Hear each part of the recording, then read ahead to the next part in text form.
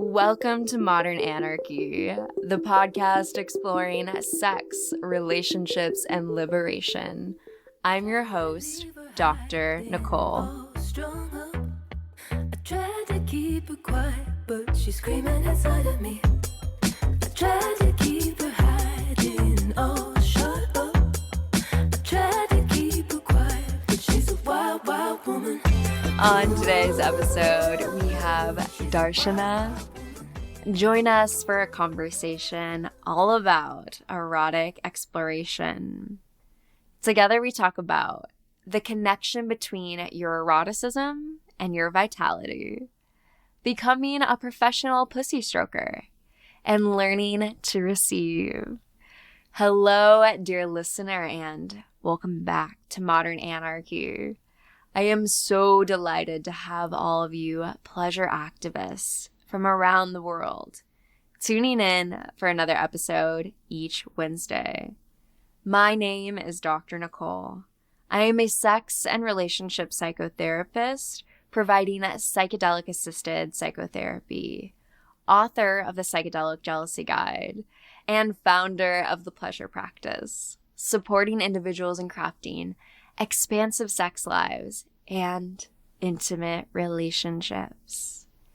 Dear listener, what a great episode. So juicy, full of so much good information that, gosh, my younger self just needed this. I still need these conversations, but my younger self, oh my goodness, to hear us hold this conversation with such confidence and such force, and to step into more pleasure, right? To get off the sex escalator, to get off the intimacy escalator and step into an abundant space of opportunity to creatively be with the erotic, your life force. I mean, wow, dear listener, what an honor to be bringing people like Darshana onto this podcast, to be creating free resources like this show for you. I am so grateful for all of you that send these episodes to your friends, that talk about this, right?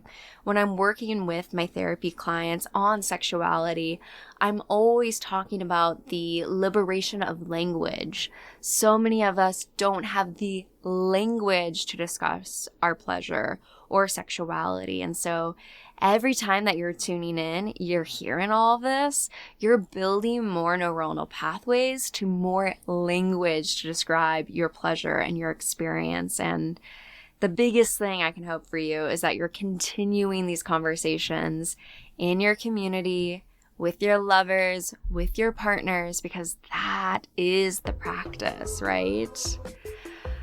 I'm so happy to be here with you, dear listener. I'm so grateful you're tuning in. Hey.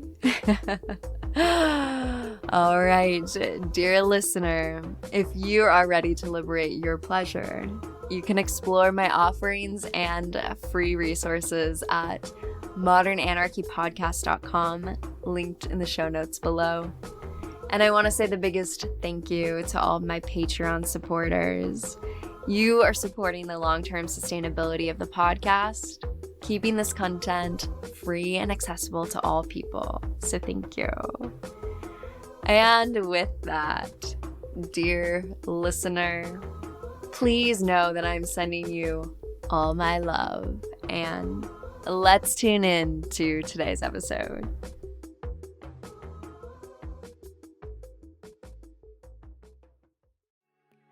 Dear listener, there's a space already waiting for you where you are invited to let go of every old script about sex and relationships and begin living a life rooted in your pleasure, empowerment, and deep alignment. I'm Dr. Nicole, and this is your invitation to the Pleasure Liberation Groups, a transformative, educational, and deeply immersive experience designed for visionary individuals like you. Together, we'll gather in community to explore desire, expand relational wisdom, and embody the lives we're here to lead. Each session is woven with practices, teachings, and the kind of connection that makes real transformation possible. And I'll be right there with you, guiding the process with an embodied curriculum that supports both personal and collective liberation. This is your invitation into the next chapter of your erotic evolution. Say yes to your pleasure and visit modernanarchypodcast.com/pleasure practice to apply.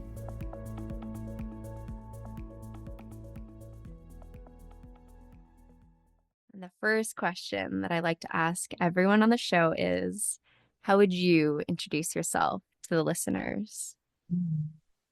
I would introduce myself by saying, well, first, I'm Darshana, and it is a pleasure to get to be having a conversation that whomever is listening in on is listening in on. Mm-hmm. And I am, let me go with like the non-professional lens of Oh it. yeah. I'm an intimacy junkie. I'm an erotic explorer. I'm someone who really experiences life through the sensuous. So my body and my heart, like I've got a real sharp brain, but I'm very tactile and a big feeler. And so that's always been there, even before I shaped a whole career that encompasses these things as well. And I would say I have a really fierce justice warrior in me that goes hand in hand with a really fierce bullshit sniffer. No, this is out of integrity. No, this is not okay.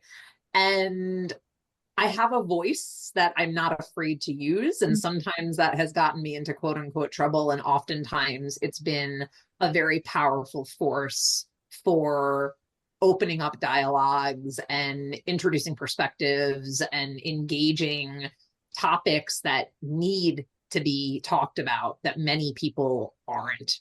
I have certainly been involved in many a call in when and I'm also like someone who will show up to be called in. Like really, I'm here for the conversations that are us at our tender edge, us trying to figure out how we do this whole human thing together in a good way. And everything and anything that could fall under the heading of the erotic is my love and my playground and my mission. So here we are. Yes, absolutely. Well, welcome. And you know what they say, all the good feminists are getting in trouble, right? And always have been, right? Oh, yes, we have. I started young. Yes, starting pushing the edge. And so we need that. We need that. And so I'm curious for you, what was the turning point to start your career in this? What really, what lit the fire? It was like a few things flowed together. We could say there's the chapter of my 20s where I got married very young and was in a cis het monogamous vanilla marriage, like pretty run of the mill. Lovely guy that I was married to. We did the best we could. While in that relationship, I started to have a very significant spiritual awakening that was happening through explorations of classical yoga. Sure. And the long and the short of it is my love affair with my spiritual path and the life that I was living inside of my marriage were not working. And it was actually my ex-husband who called it. Like he's the one who saw that was going on and was super supportive always all along of me following my joy. But when it became so clear how central that was to my life and how disinterested he was, and a whole bunch of other stuff, sure, we parted ways. So here I am, fast forward, late tail end of my 20s. I'm like yogi central, freshly divorced, dad dies. Oof. Sends me even deeper down the spiritual. And I'm also dating for the first time in like almost a decade. Wow. Having sex with other people, having other kinds of sex than I even knew I could be having. And so there's a sexual awakening going on.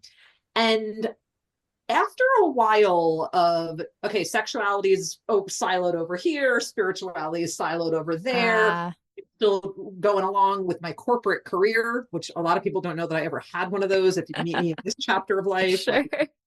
I got to a point where having those things so compartmentalized wasn't working for me, and also trying to earn a living. And that phrase irks me to this day, like that we have to earn our living, but working in a job that frankly was soulless for me. The best thing about it was the flexibility that I had and the money that I was making that let me go off to India for 6 weeks and like start to really like immerse in deeper ways until I got to the point where I took a leap of faith and I quit my job. I moved across the country with what was in my car, knowing nobody, went from East Coast to West Coast, moved to the Bay Area, San Francisco Bay Area, which is a blessed epicenter Yes, of it is. sex positivity, progressiveness, all sorts of counterculture. And I found myself like really, really fortunately, I count this as one of the greatest blessings that's ever happened. It was as if a red carpet had rolled out for me when I got here, in so much as getting introduced to this person who opened the door to that community, who said you should take this workshop, and oh, you got to know this person. Like there was a lot of synchronicity. And within my first few weeks, I was landed in a community that really was focusing on embodiment and eros, and classical tantra came alongside with the classical yoga that had been in my field already. Also the westernized versions of both of those things too, which I have some commentary around. Sure. Yes. And basically I within a month of landing in California, I gave notice to my corporate employer of a decade at that point, with my 401k and my salary and my benefits and all the things. And thank goodness for how naive I was. That because if I knew what I was choosing from an entrepreneurial standpoint, Sure. I might not have. But I just had this idea that, like, well, I'm going to become a coach. Yeah. And I didn't even necessarily think it was going to focus on sex. I thought it was going to focus on spirituality. Sure. I thought that because I was coming out of the corporate world, I'm like, oh, well, I'll just become a coach who helps other people in the corporate world be more spiritually fulfilled. And I thought it was that simple. Anybody who knows anything about becoming a coach of any sort knows that that's like laughably crazy. And there is something to be said for when life wants something for you or from you, if you keep saying yes. And that was really what it was like for me. It was a series of me saying yes to things that, from a certain perspective, if you were outside looking in, you'd be like, she is nuts. What is she thinking? Why would you give up the stability, the this, that, the other? I'm crisscrossing the globe. I'm going from California to India, back to California to Bali. I'm spending time with all these Tantra teachers and these deep immersive experiences. And then I find myself in a community where I got to live with someone who's still I honor as one of my dearest mentors. I got to live with him and about 10 other people for 3 months in Bali, which is kind of like insanely privileged and gorgeous experience to have. And all of the women who were part of that community, unbeknownst to me at the time of like stepping in, were sex workers. And I didn't even know what that term meant. Sure. I mean, if I knew anything about it, it was shaped by like watching Pretty Woman and just seeing Julia Roberts. I'm not kidding. Like that was all I knew at that time. So here I find myself surrounded by these women who, same as me, they were educated, they were solidly middle class, they were deeply spiritual, dynamic, fulfilled humans who made a lot of money giving sexy massages. And then they took that money and they could go off to this island paradise. I mean, and there's a lot to be said about white people flocking to brown countries, and we can go there. But at that time I was just like, wow, you do what for a living? Yeah. And so I really got to be apprenticed by this community of recognizing that whatever narrow ideas I thought I held about sex work were incredibly narrow, and that it's a very diverse. I mean, I consider myself a sex worker still and always, even though my version of sex work happens to be completely public. I don't have to hide it. I'm very credentialed. And I also have incredible respect for the people who have none of that stuff going on and are doing beautiful work. That's where I started. I started giving sexy massages. I started, putting together information that I was picking up from my Tantra experiences and being in these communities. And it was like, okay, well, here's a way to make money. And that money is what paid for all of the professional trainings that got me to where I am today.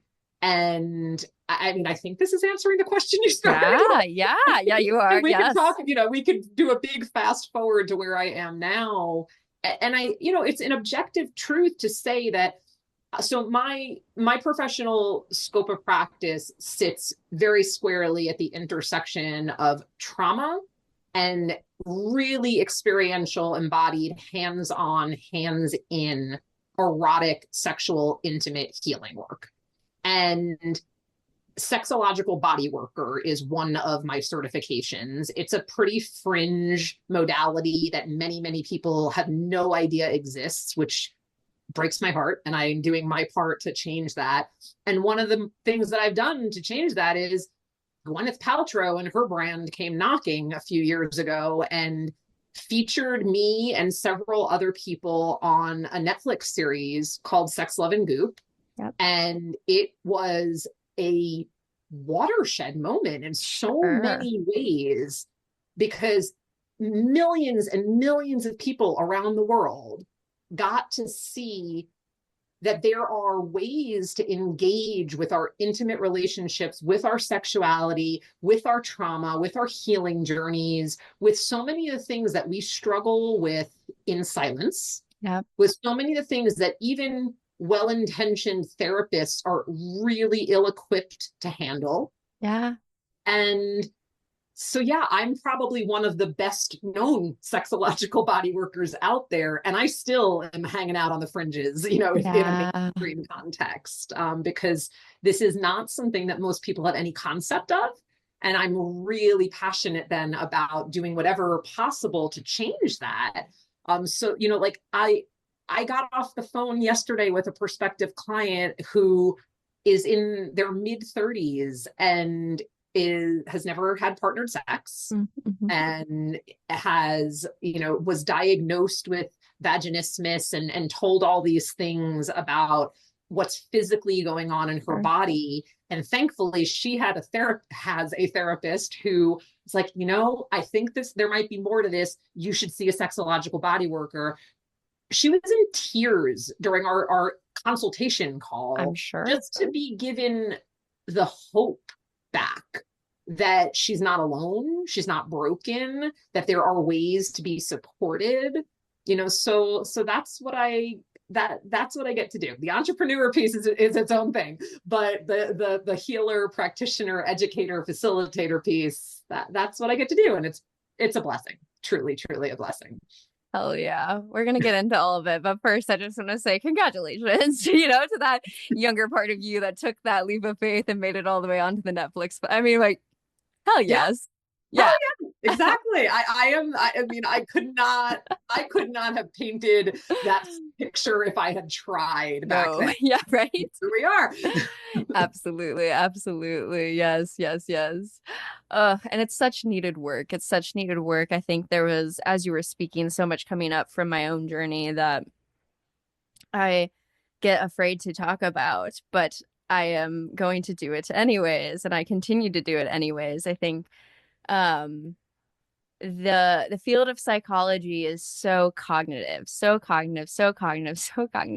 I've laughed on this podcast many a time that I didn't get a single somatic education in my training of 5 years, except for the fact that I was training more clinically at a somatic based site because of psychedelics. So my actual clinical training had more of that, but the academic training, there was not a single somatic touch to it at all. And I would laugh because I would be in a neurobio class and we'd be talking about, oh, cortisol, cortisol, cortisol, cortisol. And I'm like, well, what do we actually do with the cortisol in the body, folks?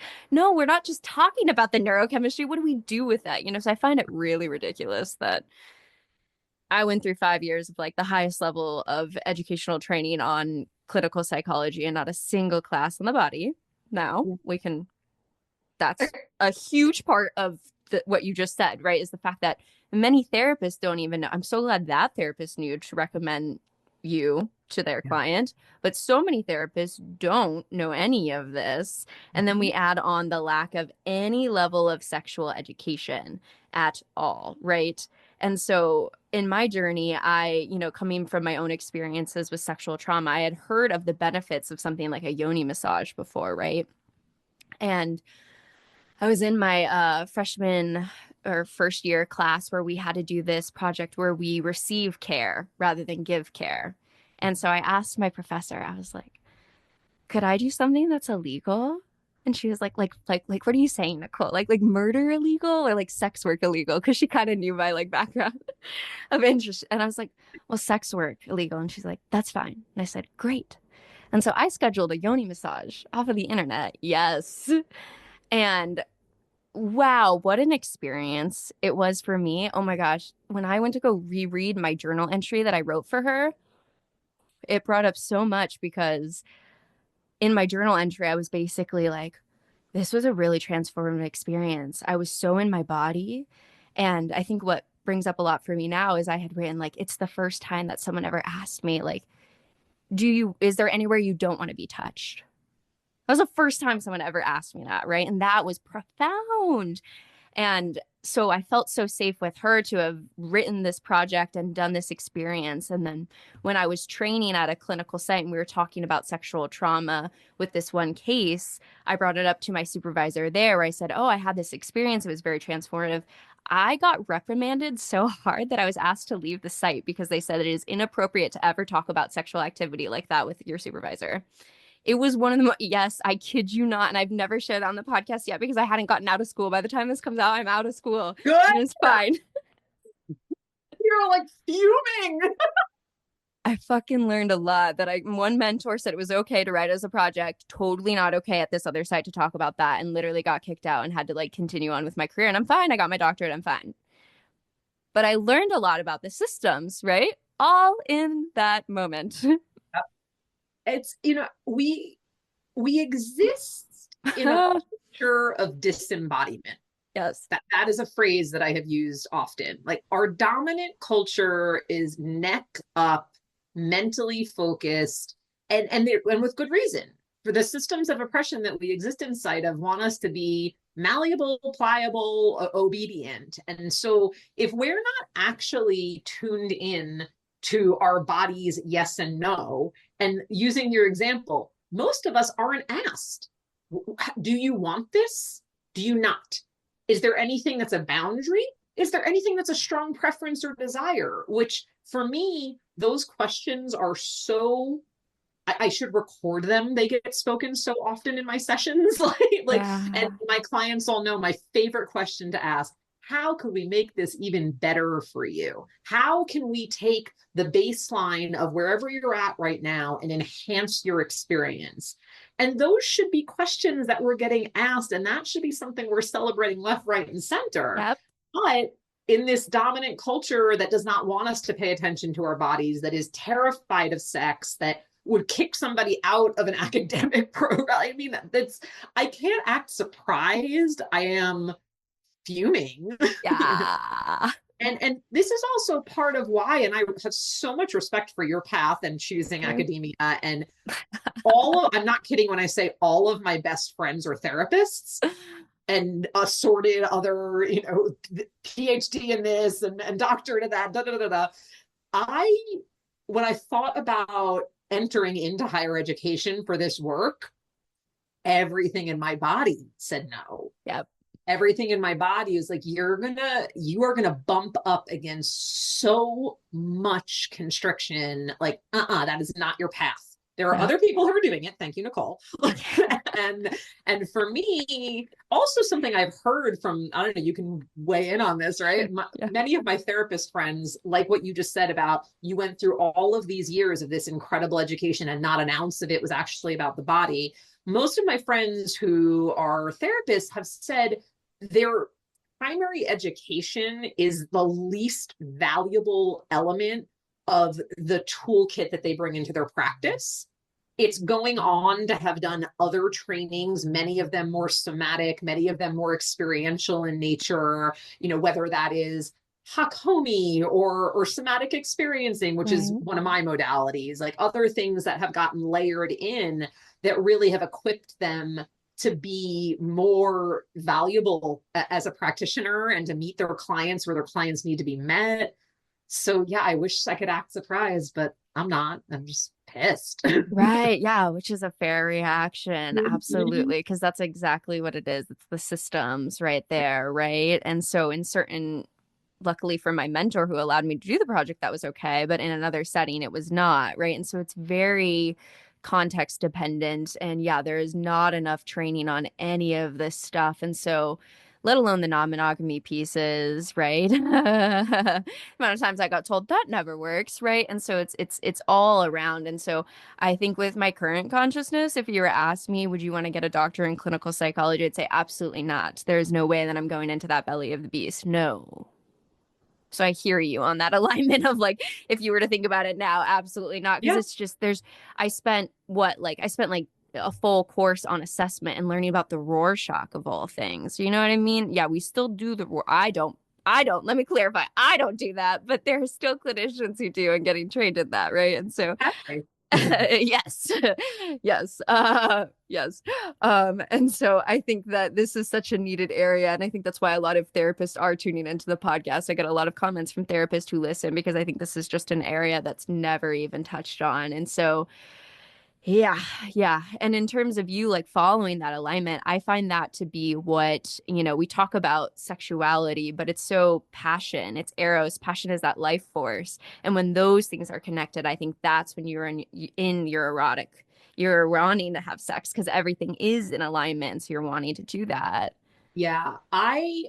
You are speaking my language right there, something that I'm like real passionate about. I've said that already. I'm passionate about a lot of things. Yeah. Is reclaiming the notion of eroticism in its totality. So my biggest influence in that way is Audre Lorde, Sure. and Black intersectional feminist, very passionate and prolific educator, writer, and her essay uses of the erotic Yep. is it, Yep. for me. And so, the distillation I can offer for someone listening is eroticism is more synonymous with life force than with sex.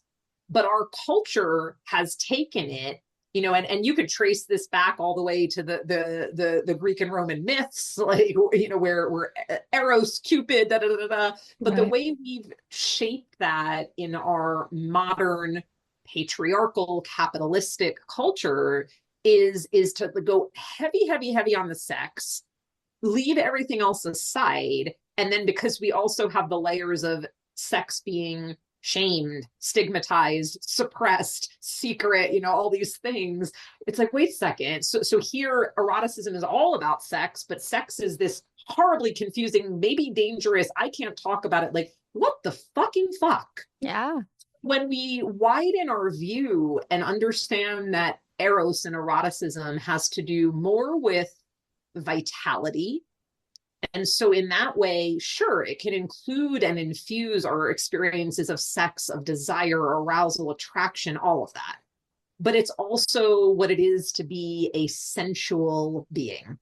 It's Mhm. what it is to be creative, dynamic. So, your activism, your art, your leadership, whatever you're doing in life where creative force flows into it, eros is present in that.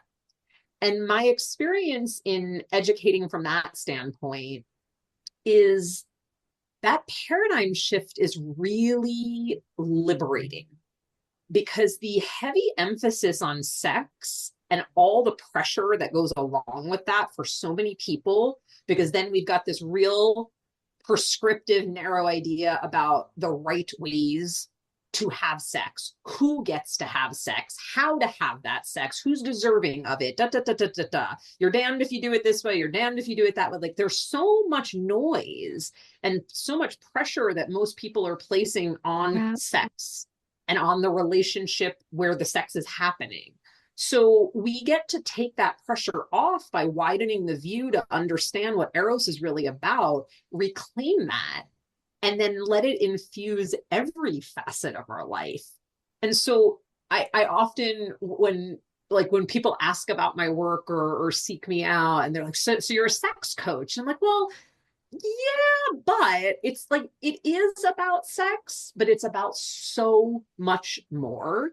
And anyone who's worked with me would say it, like, their whole lives have moved in a different direction after doing a deep piece of this work. And it's very possible that they came in the door because they wanted to learn how to orgasm, or because there was a trauma that they were healing, or because they felt like they didn't really know how to talk about what they need and want with their partner. You know, all of that might have brought them in. But what they come away with is an empowerment and an expansion that touches every facet of their own lives. And yeah, more people, we need more people to know this.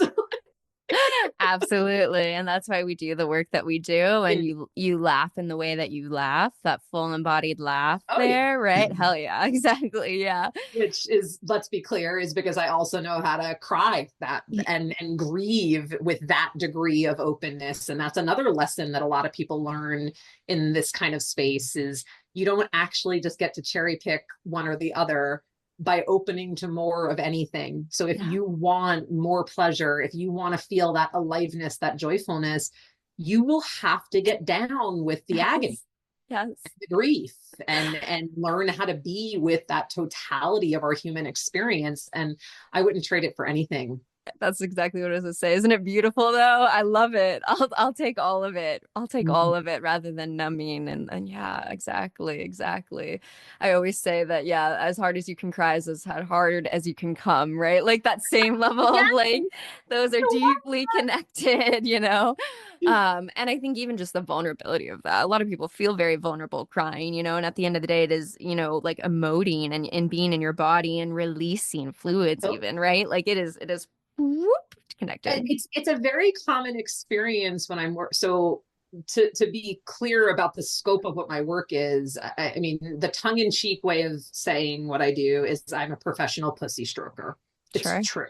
I do hands-on, hands-in work, and I primarily work with female-bodied folks. So common experience is that as we progress to the point where my clients, where I'm facilitating like a full body, more sexually focused experience for them, which is done with my hands, and they approach their climax, and most of the time, especially if that's like the first time we're going there is a well of grief that opens. There is a torrent of tears, and it is because you're cracking something open that has been held so tight and buried so deep.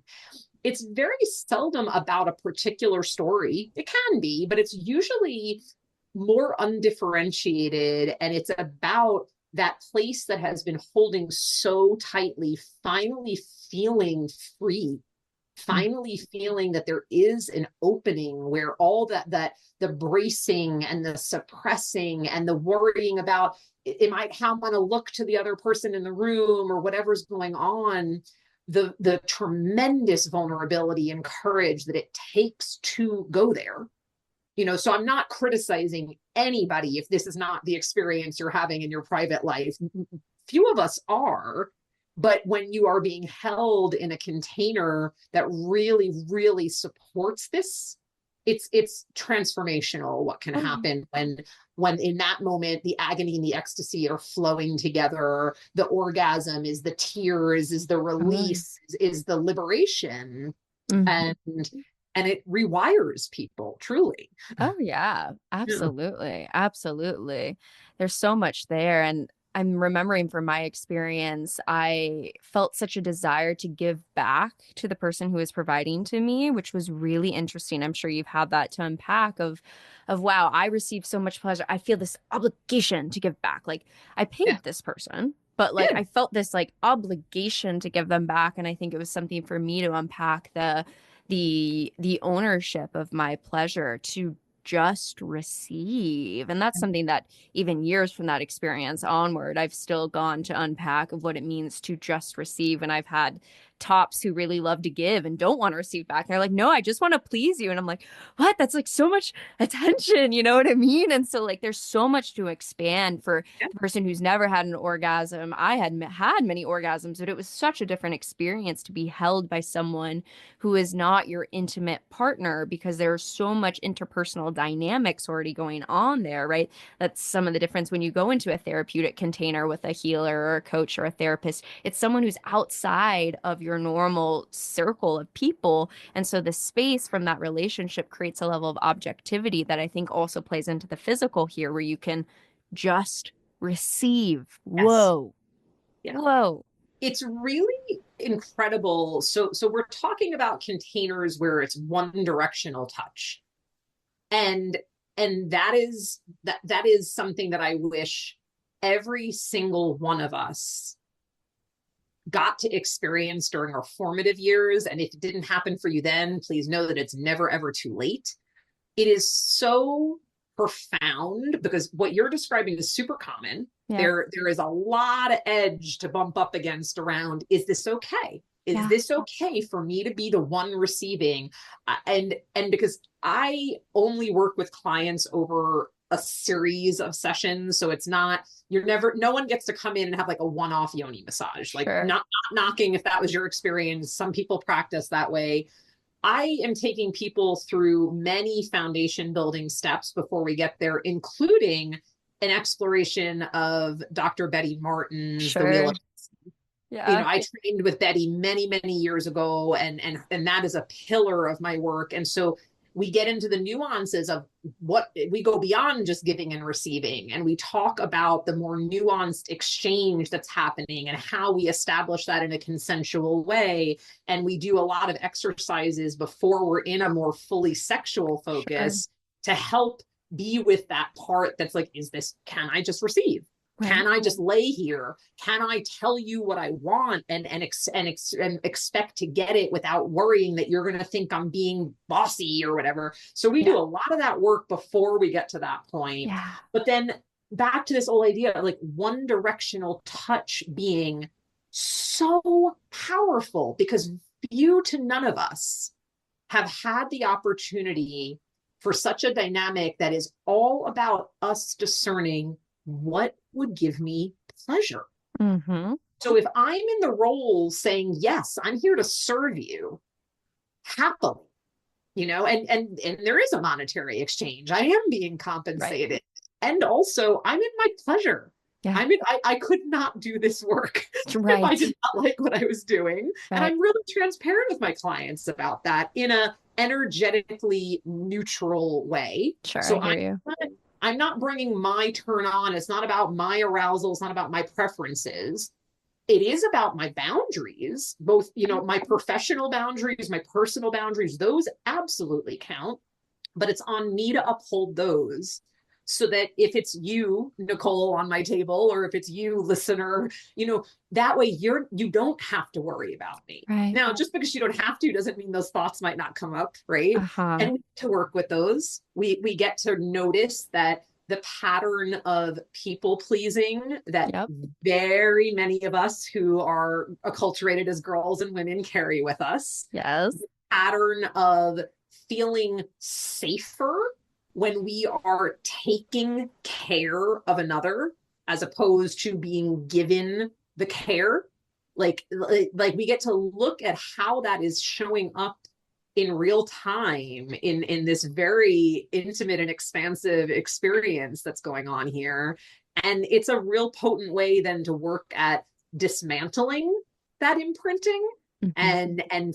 and claiming your seat, if you will, claiming like your agency to say like, yes, I deserve pleasure. Yes, it's okay for the focus to be on me. And also, yes, in the case of like, if you are my client, basically anytime you're worrying about me, you're also not wholly trusting me, Mm, right? Like you're not wholly trusting that I am taking care of myself, that I'm following through on my word, because I've given you my word. I have told you I will only do things that I am a full yes to. right. I will let you know if I need a break, if something's not working for me. Like that's on me. So Mhm. you don't have to worry. Is it taking too long? Is Darshana okay? Does she like this? Like I'll tell you if I don't. Right.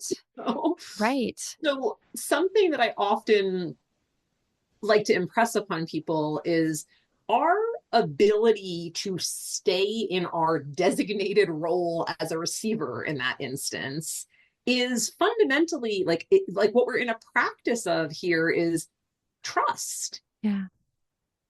Trust me that if I'm giving to you, I want to. I'm not doing it from an empty cup. I'm doing it from a full cup. Trust me and help me to trust you that if I say yes, I mean yes. And if I say no, I mean no. And for many people, the notion of being really in integrity and authentic around a yes and a no is hugely confronting. Back to the people pleasing. So that's a huge part of the work that we're doing is unwinding that and really empowering.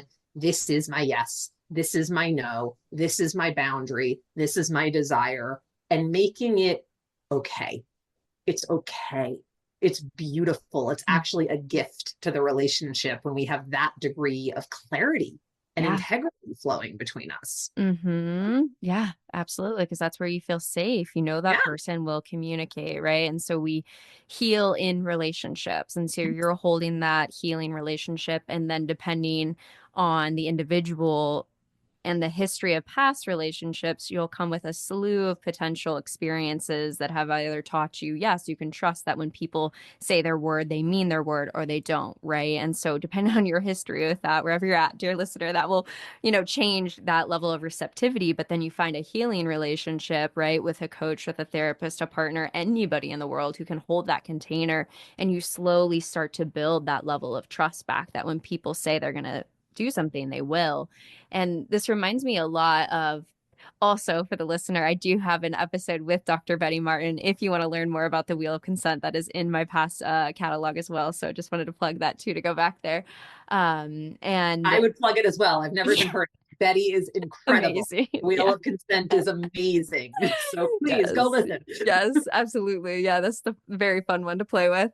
And yeah, it reminds me a lot of the psychedelic work that I do in terms of the container that you hold in terms of prep, having the experience and integration, right? So I love hearing that you hold that container for people to be able to talk about all of these pieces, have the experience, and continue to talk about what it means for them, because in this context, it is a freaking psychedelic to have any level of sexual experience like that. In our context, there is so much meaning making and thoughts going on. I can only imagine during that moment for someone, right? It brings up so much. And like you had said earlier, we just really don't have the language for any of this because it is so hush hush, because it is so taboo.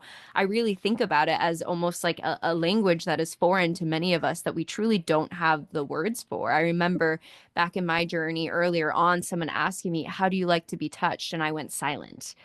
And I didn't have an answer for that, like a very simple question, but I didn't have an answer because for all of the years prior, it was all on nonverbals, nonverbals, nonverbals. And so when someone from my kinky community started to ask me very clear questions, I was like, what do you mean? Right.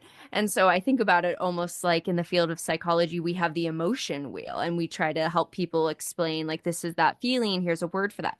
We need that for sexuality. We really just don't have the language.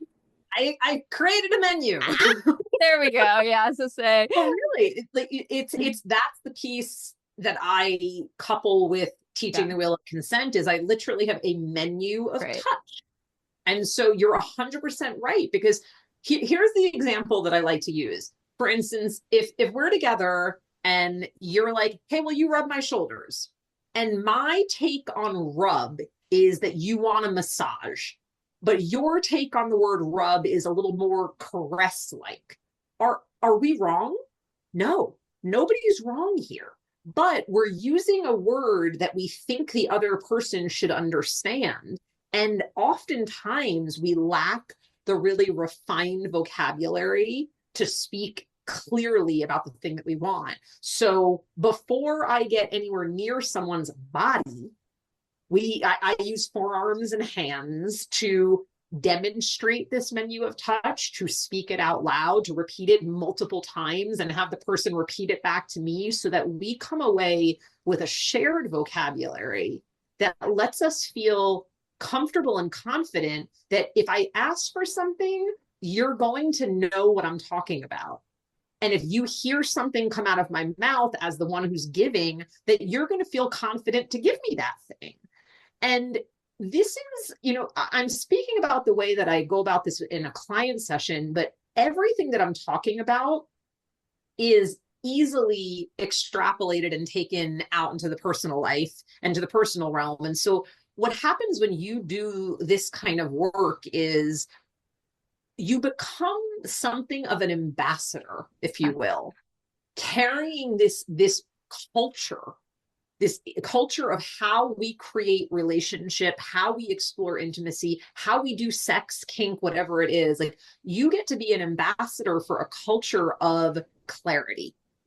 You get to be an ambassador for a culture of consent, certainly, and learn how to have these conversations. And it doesn't have to be all like, I'm probably making it sound a bit more formal than it would go in a personal setting, Sure. right? But it's like, if you're with a lover, like, hey, that what you described, I can tell you, this is probably 98% of my clients come to me saying, I get asked what I want and I have no idea. Yeah. I don't know how to answer this question. I don't know what feels good to me. It is so common, so fucking common. Yep.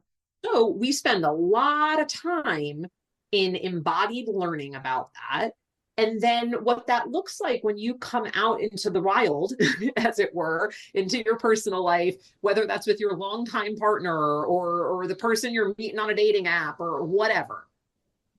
If you say, or someone says to you, like, how do you like to be touched? And the answer is, I don't know. You're equipped, because you're now an ambassador, you're equipped to be like, well, how about I do a few different things? And like, you tell me, like, it's like you compare and contrast. If I touch you like this, which I call this tickling, do you like that?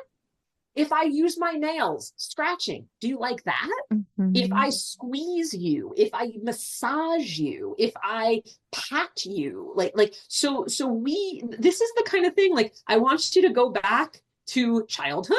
I want you to go back to that time that you might spend with a young person in your life who is newly acquiring vocabulary. How do we help them learn? We show them, we demonstrate, we gesture, we do it on the body. And so we get to bring that same innocence, and it is a form of innocence, really a beautiful, precious innocence of our humanity, to be in this somatic learning together, to be in the experimenting and exploring, to not assume that I know anything about your body, that you know anything about mine. Now, don't get me wrong. I am a highly, highly trained and practiced professional. I got skills. Oh, yeah. And I would never assume that if I'm putting my hands on you, Nicole, that I know more than your subjective experience about yourself. So sure, I can do a lot of fantastic things. I feel confident. But the thing that really we want to cultivate is empowering the other person's agency, for them to be an advocate for themselves and for us to say, thank you. Yes. Oh, you make it like that? Thanks. Cool. Now I don't have to guess. Right. And a positive feedback loop, it just feels good. Oh, yeah. Like, I want to do the thing that you like, because then it strokes my ego and I feel good and you feel good and everybody's happy. Like, right. This isn't rocket science. Mm-hmm. But most of us, when we're following the default script, and this is born of a cis het, compulsory monogamy, like misogyny, just layer all shit on top. Yep. And I want to be clear, it's anything that is done from a compulsory standpoint is what I have a critique with. Right. No critique of monogamy, actually. No critique of cis-het relating dynamics, actually, if you are choosing them consciously and authentically. But when we are following the script that most of us are following, when we are basically like, it's the soup we've been cooked in our cultural collective, it goes something like, person with the penis knows more, always knows more. Yep. Especially about the person with the vagina and the vulva's body. And the entirety of the sexual experience is one giant escalator that once you get on, you only get off when the penis ejaculates. That is the script, and it's shit. It's shit. And it's just as shitty for the person with the penis. Let me be clear, because I have yet to meet a single person who does not have a better time fucking someone who is enthusiastic and communicative and enjoying themselves and in that mutual exchange and feeling confident and empowered. It is better for everyone. So there's my spiel. Yes, bring it. You're in the right podcast space. Hello and welcome. Right? Yes. Yes, absolutely. And I hope that the listener who's tuning in thinks about this. And I know personal from experience how overwhelming this can all feel. I'm going to start telling people what I want and don't want. Oh my God. Am I going to hurt their feelings? That was a long journey, right? If I say, oh, can you slow it down or do this? I was just so worried that I would upset the person that I was with. And at the time it was just men, right? And so that is a journey in and of itself. And I think about the components of a psychedelic experience. It's about your set and setting. So you do need a safe container, right? The setting, that person. You need a safe partner, partners, people, healers, coach, right? All of these things. You need that to be able to have this safe space where when you say, I would like this in that way, the person says, thank you. And their ego doesn't get bruised. Because if that person's ego get bruised, it does get complicated and it feels really tricky because now you're caretaking for someone with a ego that's been injured, right? And so, but when you are in the right containers and you're having this, I just hope that the listener can see this with expansion and, the endless exploration, as expansive as the sky, the ocean, whatever that is, that image that tunes in for you, dear listener, that is your eroticism. And the fact that you get to explore it for the rest of your life, because the only constant is change, right? And so the things that get you off today might still be the things that get you off later, but it might not, right? And so like, what an exciting opportunity for the rest of your life to be in deep connection with the ever expansion of your pleasure and connection and intimacy and joy and eros. I mean, it is such a life force to unpack that. And when it wavers and changes for me, sometimes I get confused, but I keep following wherever it does pull me to. Yeah. And I couldn't agree more. Yeah. What I talk about as culture, being an ambassador of a culture of consent and clarity and communication, is how we establish the set and setting. So we're speaking about the same thing. And what I would want to say then to somebody listening who may be feeling a little like, oh, wow, this is a lot, or maybe saying, how do I actually do this? The most critical piece for the how is to have conversations with partners, lovers, whomever, outside of a sexual encounter. Talk about this in moments of neutrality. Talk about this when both of you or all of you, however many people are involved, are really like resourced, able to show up, hear and be heard. And you just, you lean in and say, hey, I want to try this thing out. I want to try to communicate in a way where we get really curious about what's going on for each other and like not take it so personally if the feedback is, oh, that didn't feel so great. Because if we can hold everything with the energy of an experiment, right? Experiments do not come with guaranteed outcomes. That's not the definition, right? So we experiment to find out, how does this work? And so if our experiment happens to be in the realm of the sexual, of touch, of a particular kink dynamic, whatever it is, let's try this position. Let's try this quality of touch or this implement. we might learn, oh, that really did it for me, and I would like more of that. Yes, please. Or we might come away and say, that was not good for me, and I don't ever want that again. And there's also Fair. a middle road. Like, some of that worked. And I think if we did it this way next time, or if I coupled it with this. So if that is the attitude we come in with, we're experimenting, we're going to see what the outcome is, we're going to adapt and adjust. Wow, does that open up a lot of possibility? And wow, does that give us space to just like lay down the taking it personally? If, for instance, on my menu of touch, the two most polarizing touches, generally speaking, are tickling and pinching. Mm. There's generally not a ton of gray area with those two. It's like you like it or you don't like it. So, for instance, if I were to tickle someone and they're like, stop, I'm not going to take that personally. It's not a reflection on me. I didn't do anything wrong, assuming we hadn't already negotiated and they hadn't told me, don't tickle me. That Sure. would be a different story. Right. But if we were doing the experiment and I'm like, oh, try this, try that, I tickle them and they're like, that gives me the heebie-jeebies. Please don't do that again. Okay, thank you. Like, why would really, listener, think about why my response would be anything other than that. What skin do I have in the game? Do I want to inflict something torturous on this person? I mean, if you hardcore sadist, maybe that is your thing.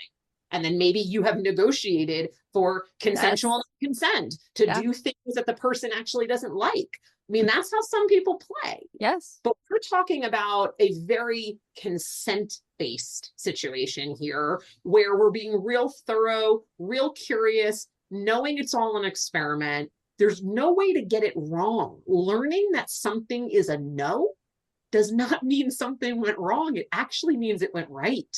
Oh, great. I now have this information. Clarity. Thank you. Move on. Mm-hmm. Absolutely. Absolutely. And now we can dance together, and now we know we're on the same page and we can keep going. And so it's unpacking that long, long script that is reinforced by all of the media that things just flow together, which is yeah, it's also a part of like a lot of rom-coms too, in romance, even apart from the sex space, right? Of we just saw each other and we knew that we were destined, and we never had any conversation about our value systems or our vision. We just saw each other and it just sparked, right? And so I think are slowly coming out of that culture on rom-coms, but the sexuality piece, right? We're still even slower coming out of that one to understand that the more we communicate, the better we can dance and be in flow, because we know we can't read minds, right? We know that. So that also means we cannot read what exactly is happening in the body. We need clear verbal consent, right? In these moments here. And so there's so much transformation when you do start to speak about these things, because again, like we were saying, when the society is so repressed on these topics, right? When you start to harness the language of your erotic in this shame-laden society, there is a level of power that you start to have in your life, because you have tackled a really big mountain here in terms of shame, right? And so once you stand on that, you're like, oh, fuck no, I'm not going to take that treatment over there. Absolutely not. No, that does not feel good emotionally, or in this job space, or whatever it is for you. You get a voice that starts to be much louder. Yes, you do. Yes, you do. Another thing that's coming to mind for me that goes like hand in hand with this is, so you empower your voice, you begin to have a deeper embodied sense of, this is my yes, this is my no, I like this, I don't like that. Another stumbling block for many people is, even once that clarity is felt, opening up their mouth and speaking, the fear is, I don't want to ruin the flow. Right. And so this is a great moment to talk about, and I mentioned this before, this notion of a sex escalator. Sure. That you think about an escalator in a mall. Do we even still have those at Vegas? Yes. I haven't been on one in a while. Yes. In an airport or something. They're there, Yes. right? So you get on an escalator, and your only option to get off is when it comes to that next level, right? That it's rising toward. We're assuming it's an escalator that goes up. So that's the approach that most of us take to sex. And here's why that is fraught and what it has to do with what we were talking about previously. It's fraught because it doesn't allow us to be in that beautiful ebbing, flowing, undulating, rising, falling. This idea that we're chasing an orgasm and the only direction is up is what most of us have been acculturated to. But a more orgasmic, a more ecstatic, a more, I would say, just fucking satisfying way to be in your sexuality is to ride the waves. And just the way a wave in the ocean, it builds, it crests, it crashes, and they come again. That's the energy that you can be having in your sex. There's not a finite, scarce amount of turn on energy necessarily. We can pause, we can back off, we can open up our mouth and say, this isn't quite hitting the mark. How about we try XYZ? And that's another piece. It's like, if something isn't working, that does not have to mean everything comes to an end. If not this, then that. I'm not really a yes to this. Could we try that? Would that be interesting to you too? So there's always opportunities for being in that dance of accelerating, decelerating, moving with a lot of friction and intensity, then maybe some stillness or something more subtle. There's pivoting from, we're doing this act now and okay, we're done with that. Let's try that one. And it could be, I don't know, I'll just give an example as a vulva haver. Let's say you've been having some form of penetratively focused sex for a while and you're just getting a little tired, a little tender. It happens, Yes. Especially if it's rougher or more friction based. If you need a break from that, take the break. You got a whole lot of body. You got things that you can do to your partner, potentially, other things they could be doing with you, to you. It doesn't have to stop when one piece of the experience is a no in that moment. Mm-hmm. And maybe it really is just a no in that moment and you want to circle back to it. So I guess the thing I want to impart there, we don't have to be so damn precious about it all. Sex is the best sex that I've had, and I've had a lot of sex. The best sex that I have had is dynamic. Mm-hmm. We're doing lots of different things. It's hours and hours long. And let me tell you that hours and hours long is never just intercourse. Right. That is not how that works. Right. It is moving between different pace, different intensity, different activities, different forms of stimulation. Probably some bathroom breaks, some hydration breaks, some cuddle breaks, picking back up again. So I think we get there's a big scarcity feeling that if arousal begins to build, if intensity begins to build, that the only possibility is to ride that escalator. And I really want you to hear me say that is not true. Mm-hmm. It's not.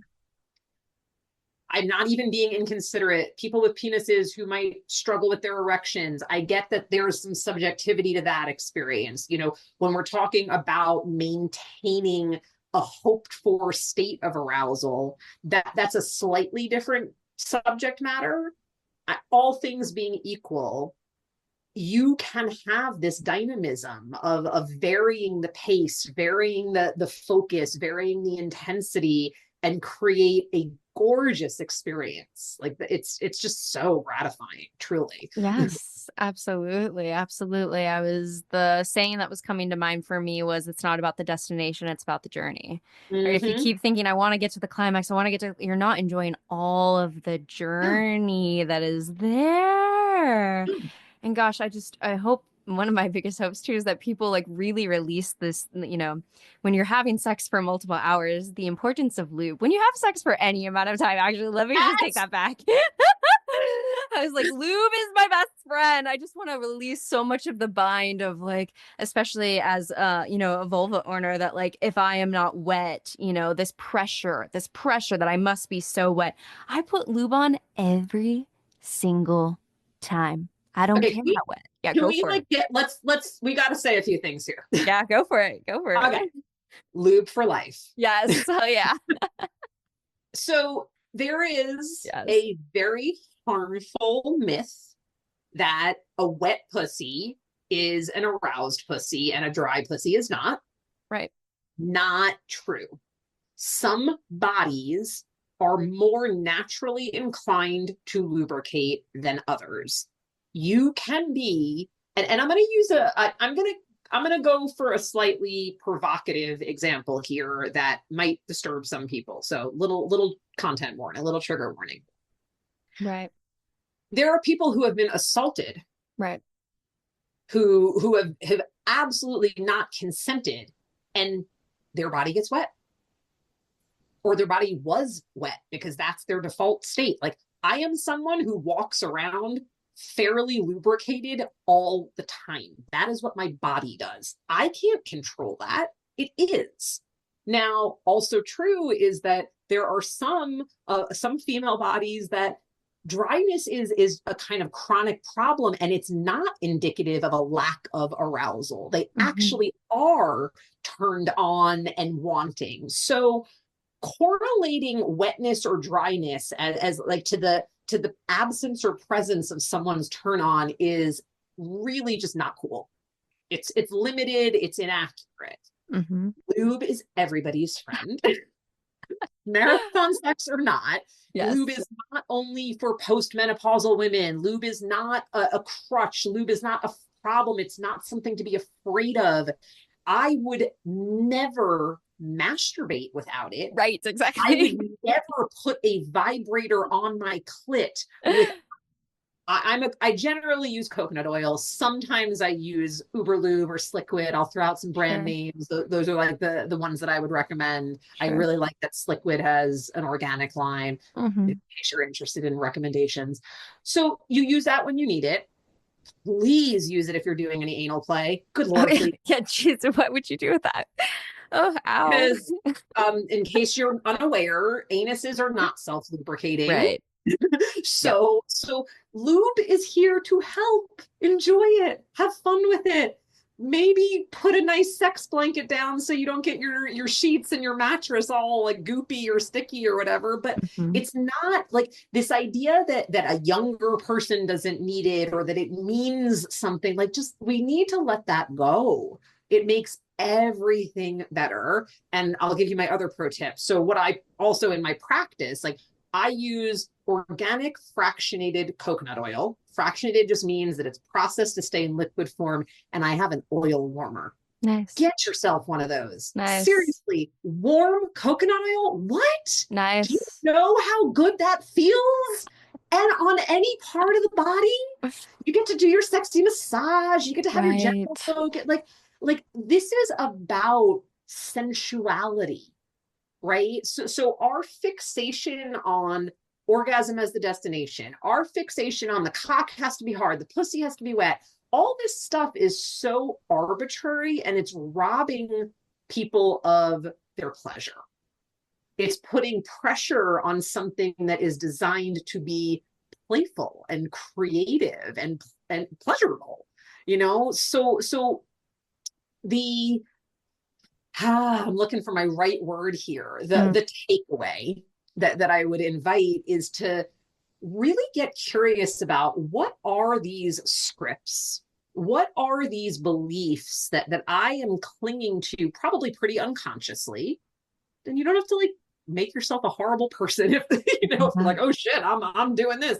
Like, look at it, interrogate it, bring some critical analysis to the ideologies that you are clinging to and how those are actually impacting your experience, your partner's experience. And like I said at the start about what my clients are often recognizing, this will impact more than just your sex. It will.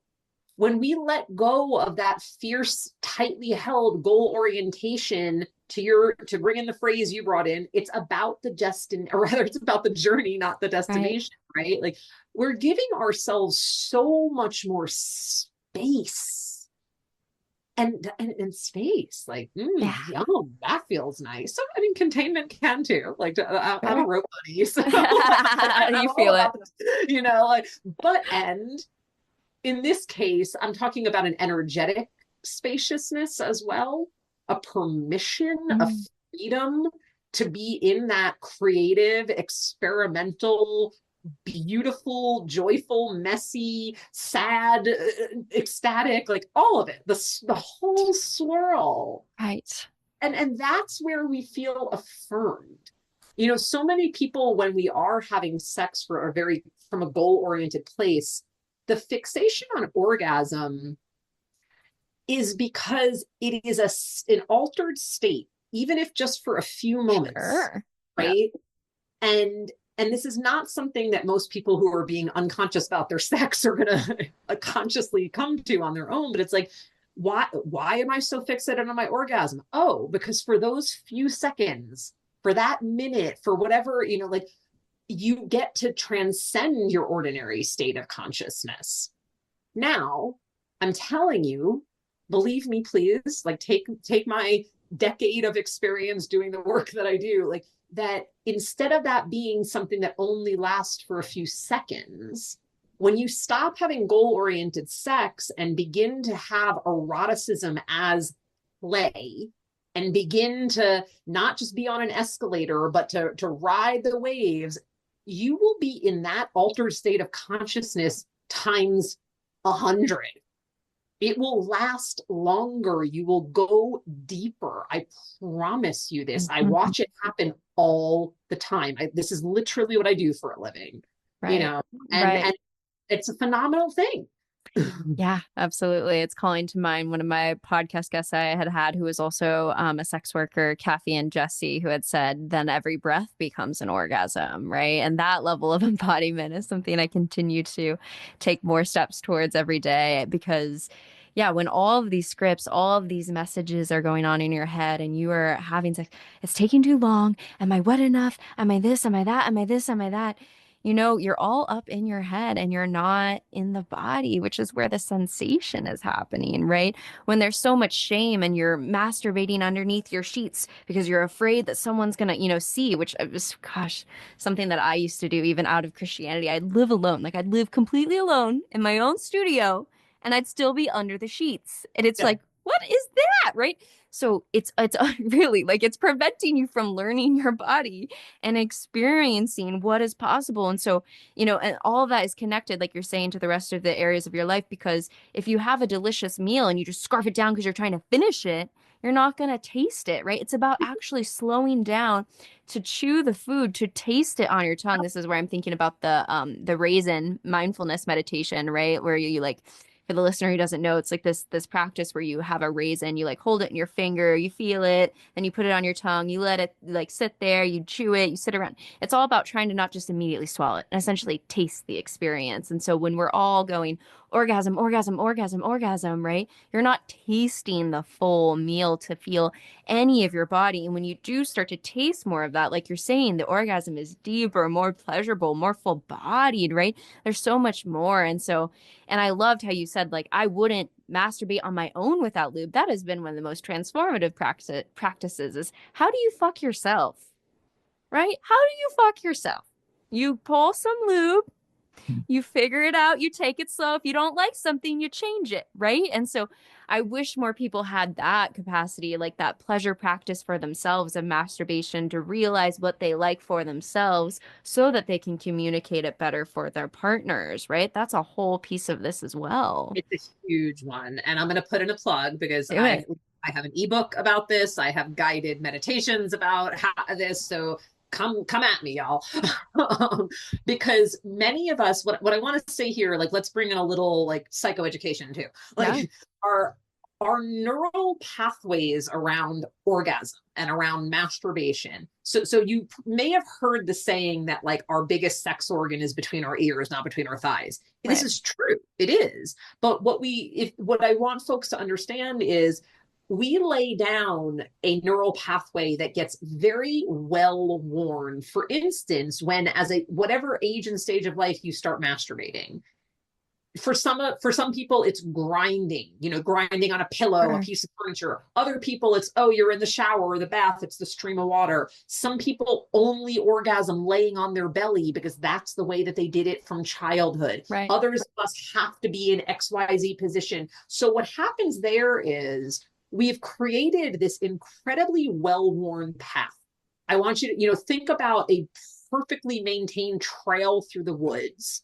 Like that's that path. Then what happens is the moment you want to introduce a derivation from that, some novelty, try things differently, you have gone off that beautiful path and you are with a machete bushwhacking through a dense jungle. So why I like to use that example is a lot of people get very frustrated because when they do try to introduce something novel, it doesn't produce the same effect that you are conditioned to. Folks get frustrated. They're like, well, that didn't work, so therefore I will never do it again, because the expectation is it should instantaneously get you to where you want to go. But just like you would not expect that bushwhacking through the jungle to take the same amount of time as going down the well-trodden path, this is what's happening as we are introducing novel experiences to our body, sexually speaking. So that's one piece I want to say. The other piece I want to say is, if you know that there is certain kind of stimulation or a certain position that has been present in your solo sex from time immemorial, and you're not including that in your partnered sex, Right. and you're wondering why you're not satisfied, that's the first place to look. And for many of us female-bodied folks, it's called a vibrator. I can't tell you how many people are like, well, I masturbate and I can have an orgasm by myself, but I can't with my partner. And I'm like, okay, tell me about how you masturbate. Well, I use my vibrator and I usually lay on my back and do this. It's like, okay, do you bring your vibrator into the bedroom with your partner? No. Okay. So here's what I want to say. First of all, I am a fan of vibrators, and not everybody's cup of tea. Right, sure. Yeah. And it is not a better than, I will not ascribe to there's a right way and a wrong way, a better, a lesser. If you are keyed, if you're like keyed to the frequency of vibrator, your body is accustomed to that intensity, and that degree of stimulation is pretty damn hard to replicate by anything that's not mechanical. So if you're wondering why partnered sex feels different, if you orgasm, maybe it's not as intense, maybe you don't climax, like, and again, I want to be careful to not have this turn into, and we must climax, and we must orgasm. Right. Because I'll be honest with you, I don't have peak climaxes in partnered sex nearly as often as I do in my solo sex. But what I do get to have is that like waves of pleasure that can go on for hours and alter my consciousness and leave me so glad that life exists. You know? Like, right. So, you know, like they're distinct experiences, but you gotta, you get to, I don't want to say you get to look at, oh, okay, well, if this works for me over here in my solo experience, and I'm not including or replicating that to some degree in my partnered experience, and it feels like something's missing there, try bringing that element in. And back to like fragile egos and things we were speaking of earlier, right. You know, I understand. I don't want to act like there's no empathy here. I get that it can feel edgy. I get it. I'm not agreeing, but I do get that it can feel edgy. You know, if you've been, especially if like you're in an established dynamic with a partner, and then all of a sudden it's like, okay, basically I get to cop to the fact that I'm not satisfied with what's been going on here, and I want my vibrator. And what if they're not okay with this? What if he's not okay with it? You know, like usually, yep. Some relationships that really might be what you're working with. And if we are defaulting to an assumption that I hope is true for more of you than not, that the person you're having sex with actually would like to know that you're enjoying yourself, that they care about that they're not a sociopath, right? Right. Right. Then again, have a conversation in a moment of neutrality and say, I listened to this podcast. This idea got put into my head that maybe the way that I stimulate myself, being an absent, you know, part of our partnered sex, you know, like maybe there's something for me to like bridge here. I want to bring my vibrator in. I feel a little nervous saying this to you. It feels vulnerable.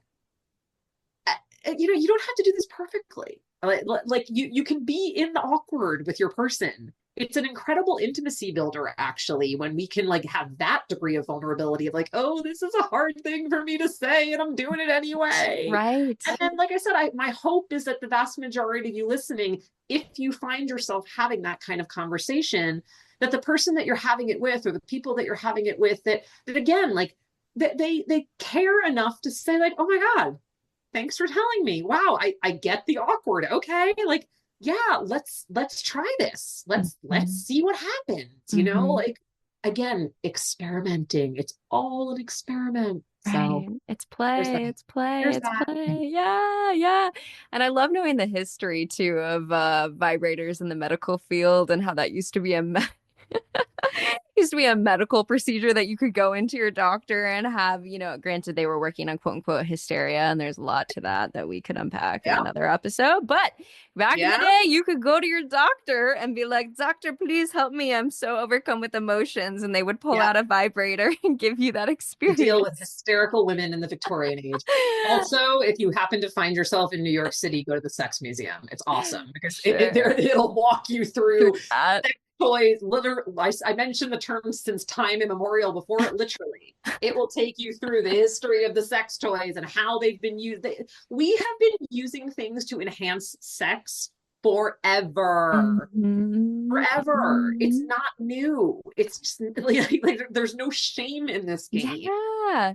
And I wish that that we could just be more in our ease around that. Like your personal choice, again, like I am not, if you're not into vibrators, then don't be into vibrators. Like it's totally okay if it's not your thing.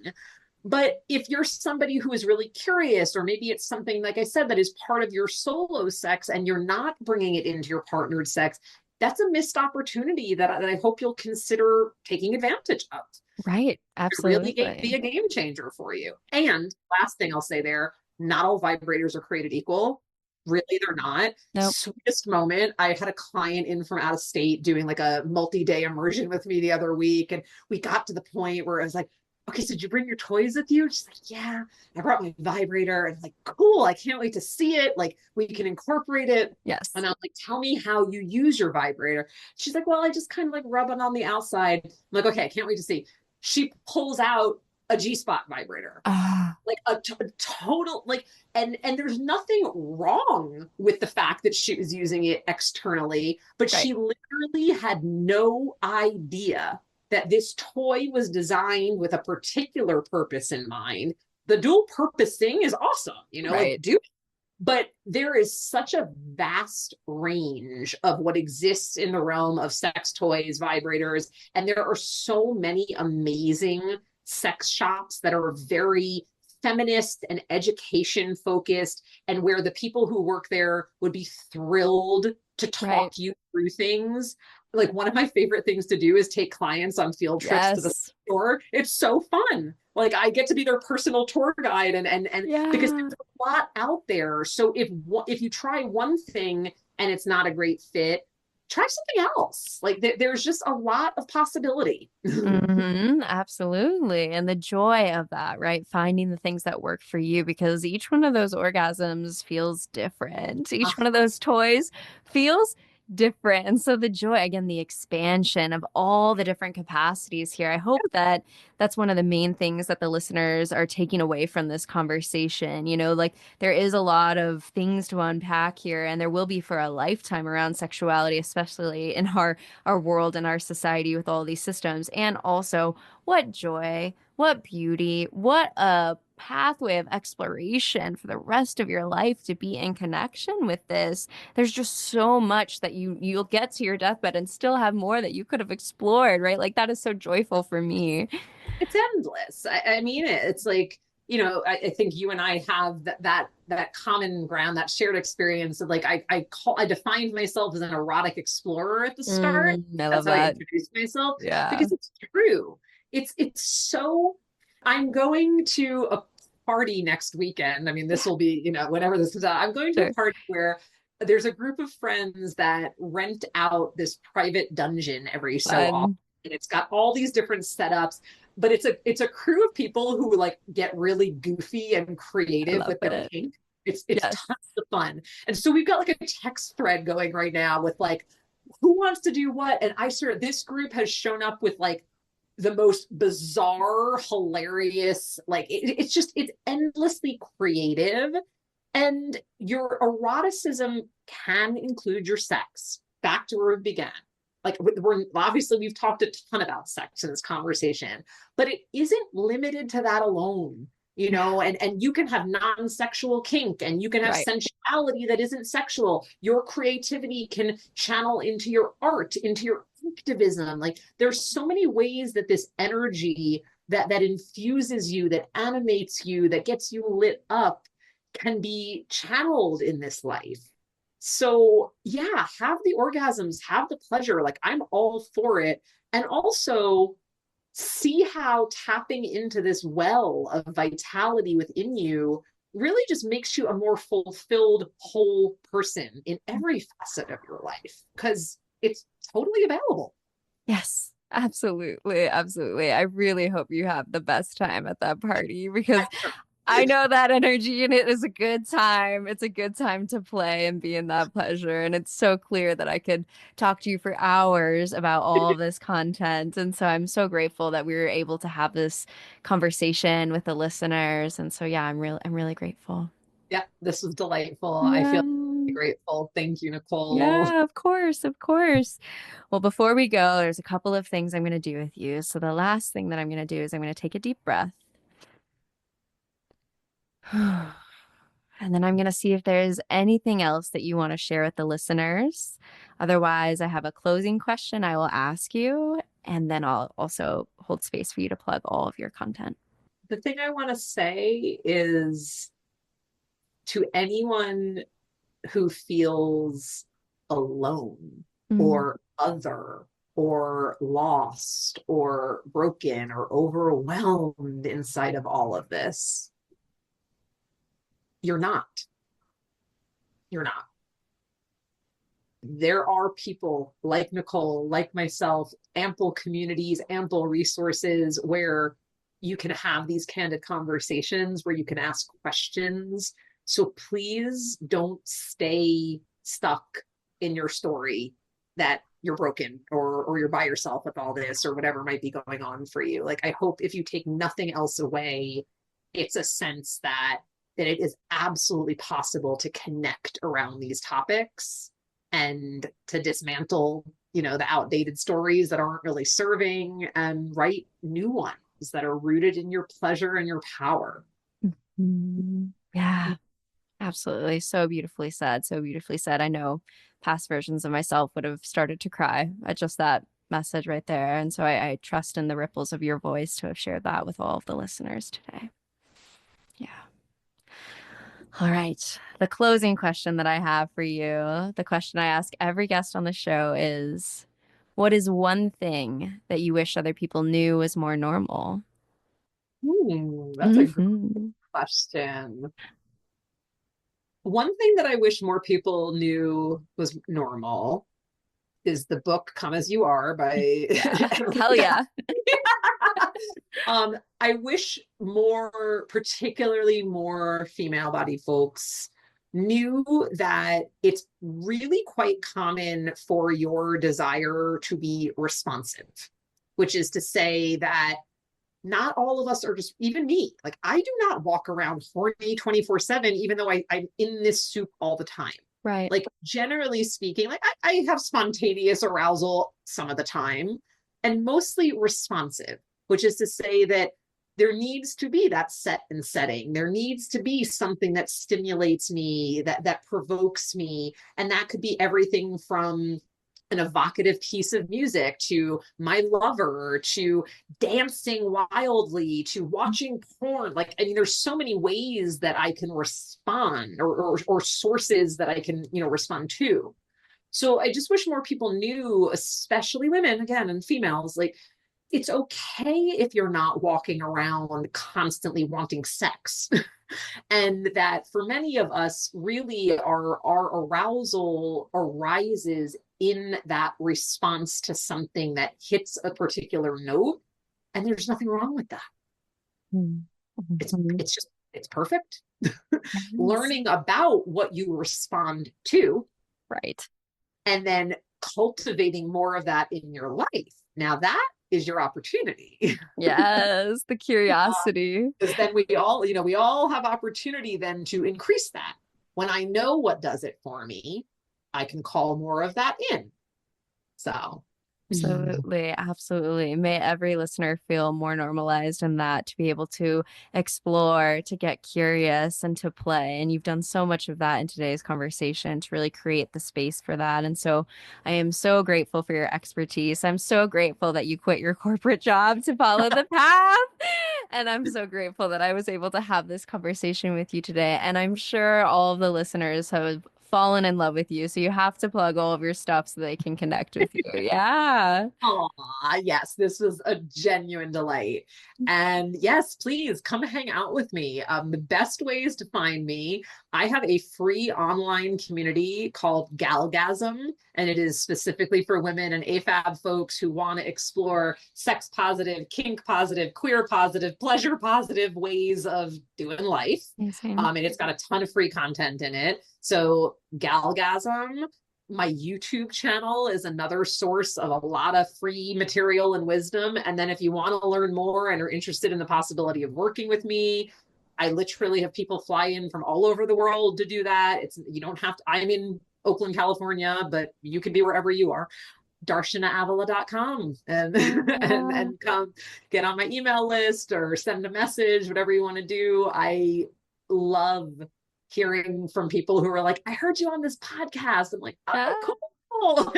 So reach out, say hey, and let's keep growing together. Let's keep nurturing a culture of erotic wholeness together. Like that's the world I want to be living in. So thanks for jumping on. Absolutely. It's revolutionary. Truly. Pleasure is revolutionary. So thank you.